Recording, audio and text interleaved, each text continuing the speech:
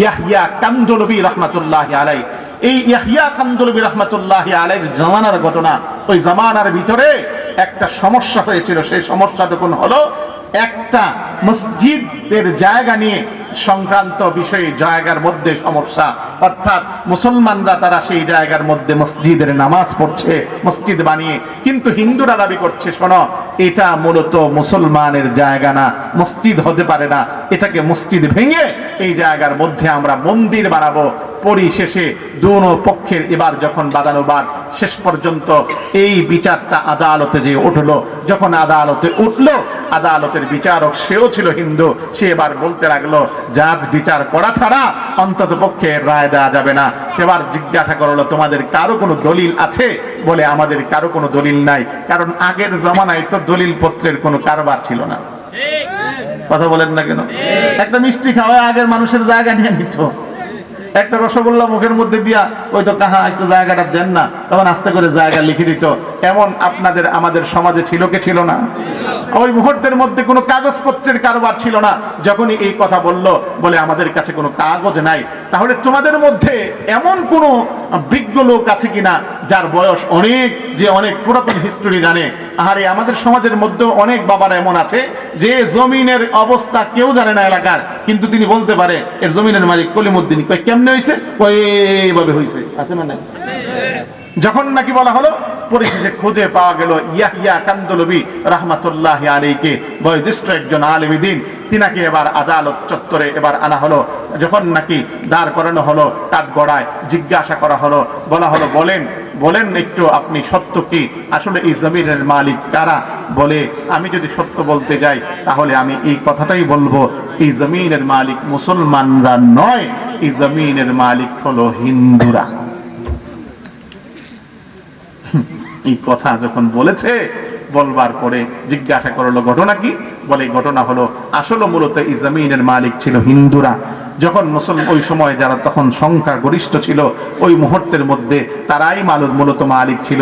যখন মুসলমানরা আবার সংখ্যা গরিষ্ঠ হয়েছে, হিন্দুরা সংখ্যা লঘু হলো, ওই মুহূর্তের মধ্যে ওই জায়গায় তাদের মন্দির ভেঙে মুসলমানরা মসজিদ নির্মাণ করেছে, কিন্তু মূলত এর মালিক হলো হিন্দুরা। এই কথাটুকুন যখন তিনি বললেন, বলবার পরে তিনার বিরুদ্ধে মুসলমান, তিনার স্বজাতি লোকেরা দাঁড়িয়ে গেল। এবার বলতে লাগলো হায় হায় ইয়াহইয়া, এতদিন পর্যন্ত ভাবতাম কত ভালো মানুষ তুমি, কিন্তু এখন নিজের স্বজাতির বিরুদ্ধে তুমি দাঁড়ালে, তুমি এমনি করে স্বজাতির বিরুদ্ধে তুমি সাক্ষী দিলে। তোমার থেকে খারাপ লোক, তোমার থেকে নিকৃষ্ট লোক আর কেউ হতে পারে না। আমার বন্ধু, আমার ভাই, আমার বাপ, আপনাদের কাছে এবার প্রশ্ন রাখতে চাই, বলেন মুসলমানরা সাময়িকভাবে পরাজিত হলো না জয়ী হলো? পরাজিত হলো, অর্থাৎ জায়গা হারালো। কিন্তু আল্লাহর নবীর কথা সত্য, আসিদকু ইউনজি, সত্য মানুষকে মুক্তি দেয়, সত্য মানুষকে বিজয় আনে। এই কথাটা আপনাদেরকে বোঝাতে চাই। হযরত ইয়াহইয়া কান্দলবী রাহমাতুল্লাহি আলাইহির বিরুদ্ধে যখন বিভিন্ন কথা সমাজের মধ্যে উঠতে লাগলো, তিনি এবার আস্তে করে ঘরের ভিতরে চলে গেলেন। এবার আল্লাহর কাছে ঘরের দরজা লাগিয়ে ক্রন্দন করতে লাগলেন। ক্রন্দন যখন তিনি করেন আর এই কথা বলেন, রব্বুল আলামিন, তোমার নবীর কথা আমি বিশ্বাস করে, তোমার নবীর অন্তত পক্ষে কথাটাকে দৃঢ় বিশ্বাস অন্তরে রেখে সত্য সাক্ষী দিলাম, ফয়সালা তোমার।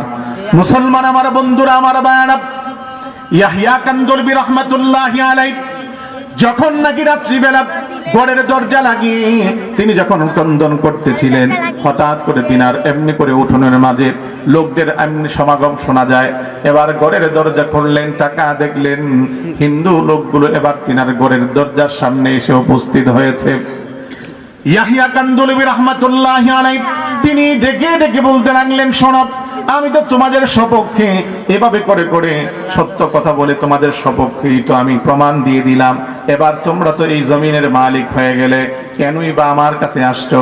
এবার হিন্দু লোকগুলো এবার বলতে লাগলো, ইয়াহইয়া বলো তো দেখি, তুমি এই যে সত্য কথা বললে, নিজের স্বজাতির বিরুদ্ধে দাঁড়িয়ে আমাদের সপক্ষে সত্য কথাটুকুন বলে দিলে, কিভাবে বললে? তখন হযরত ইয়াহইয়া কান্দলবী রাহমাতুল্লাহি আলাইহি তিনি এবার বলতে লাগলেন, শোনো, আমার নবী ছিলেন সত্যবাদী, আমার নবীর উম্মত যেহেতু তাই আমি সত্যবাদী, আমি মিথ্যা বলতে পারি না।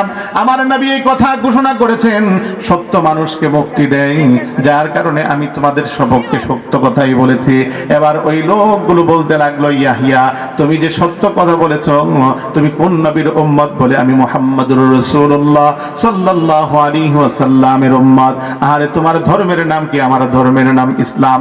এবার সঙ্গে সঙ্গে তারা বলতে লাগলো, শোনো ইয়াহিয়া, এই সত্য নবীর সত্য উম্মত হয়ে তুমি সত্য সাক্ষী দিয়েছ, তোমার জবানকে তুমি পবিত্র বানিয়েছো, আমরাও আমাদের জবানকে পবিত্র বানাতে চাই, আমরাও সত্য নবীর সত্য উম্মত হইতে চাই।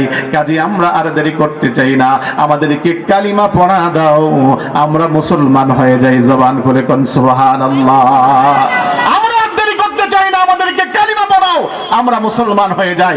ওই মুহূর্তের মধ্যে তারা ঘোষণা দিল, শোনো ও ইয়াহিয়া, এতদিন পর্যন্ত এই জায়গার ভিতরে মসজিদ আছে, এটাকে আমরা ভেঙে আর নতুন করে মন্দির বানাতে চাই না। আমরা যেহেতু সকলে কালিমা পড়ে মুসলমান, কাজে আমরা আজ থেকে ঘোষণা দিলাম, আজ থেকে আমরা হলাম এই মসজিদের এমনি করে মুসল্লি, আর তুমি হলে আজ থেকে আমাদের ইমাম। জবান খুলে কোন সুবহানাল্লাহ।